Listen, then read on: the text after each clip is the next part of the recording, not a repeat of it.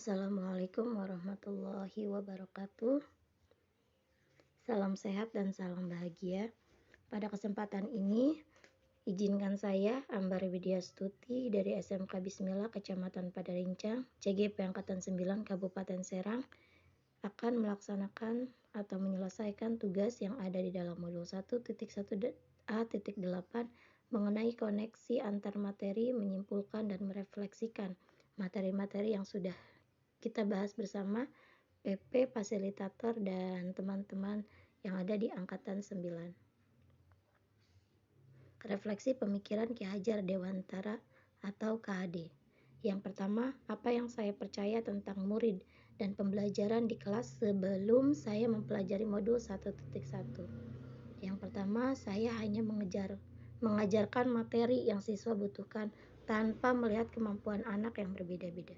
Yang kedua, saya banyak menggunakan metode ceramah, di mana siswa hanya sebagai pendengar dan penerima materi yang saya sampaikan, atau teacher center. Yang ketiga, saya sebagai guru kurang memahami karakter, minat, dan bakat anak. Yang keempat, pembelajaran hanya fokus pada ketuntasan materi. Yang kelima, pembelajaran hanya fokus dengan ketercapaian KKM atau kriteria ketuntasan minimal berdasarkan nilai kognitif atau pengetahuannya saja. Selanjutnya, apa yang berubah dari pemikiran atau perilaku saya setelah saya mempelajari modul ini? Setelah saya mempelajari modul ini, perubahan dari pemikiran saya adalah satu, mengenai konsep peran guru, yaitu mengajar dan mendidik, bukan hanya mengajar saja. Jadi, saya selaku guru berperan untuk mendidik siswa atau anak-anak yang ada di dalam sekolah tersebut. Yang kedua, memahami tujuan pendidikan, yaitu menuntun kodrat anak agar dapat memperbaiki lakunya dan mencapai keselamatan dan kebahagiaan sebagai manusia dan masyarakat. Yang ketiga, persepsi mengenai anak yang bukanlah kertas kosong yang bisa kita tulis dengan sesuka hati kita, tapi anak sudah mempunyai garis samar yang harus kita tebalkan. Yang keempat, pembelajaran harus berpusat pada anak atau student center. Setelah saya mempelajari modul ini, perubahan dari perilaku saya adalah satu, saya akan menuntun kodrat anak agar dapat memperbaiki lakunya. Dua, saya sebagai guru diibaratkan seorang petani yang harus menyediakan tanah yang subur, menempatkan di bawah sinar matahari, dan selalu menyiram dengan air supaya padi yang ditanam layak untuk dipanen. Yang ketiga, bekerja sama dengan keluarga anak, karena peran keluarga adalah sebagai guru, penuntun, dan pemberi teladan yang utama dan penting dalam pertumbuhan karakter. Yang keempat, menjadi guru yang sesuai dengan pemikiran KHD, yaitu ing harso sungtulodo, ing madyo mangun karsa, tuturi handayani. Yang kelima, menilai bukan hanya fokus dengan pencapaian KKM secara kognitif, tapi saya selaku guru harus menilai berdasarkan sikap dan keterampilan yang anak miliki.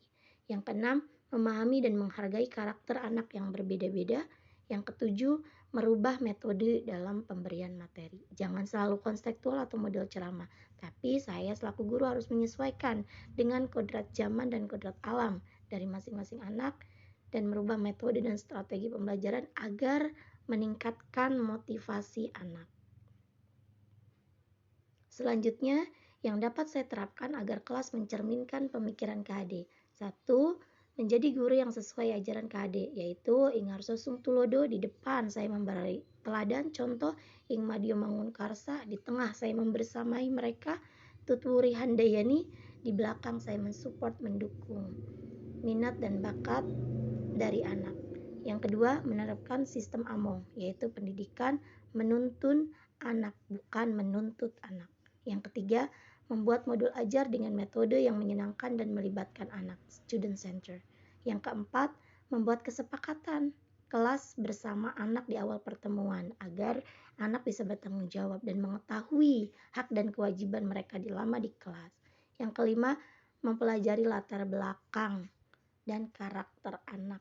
Itu penting untuk bisa menyelesaikan segala permasalahan yang terjadi pada masing-masing anak di kelas. Jadi, kesimpulan yang saya dapatkan setelah saya mempelajari modul 1, yaitu 1, konsep pendidikan KHD adalah Bagaimana menjadi manusia merdeka dengan semboyan ing ngarsa sung tulodo ing madya mangunkarsa tuturi handayani. Yang kedua, tujuan pendidikan yaitu menuntun kodrat anak agar dapat memperbaiki lakunya, menebalkan yang samar agar menjadi manusia yang seutuhnya. Yang ketiga, melihat dari kodrat zaman, pendidikan saat ini bukan hanya menekankan pada kemampuan anak untuk memiliki untuk memiliki keterampilan pada abad ke-21 mengikuti perkembangan teknologi. Yang keempat, pendidikan adalah berhamba pada anak, yaitu pendidikan harus bisa memenuhi kebutuhan anak masing-masing.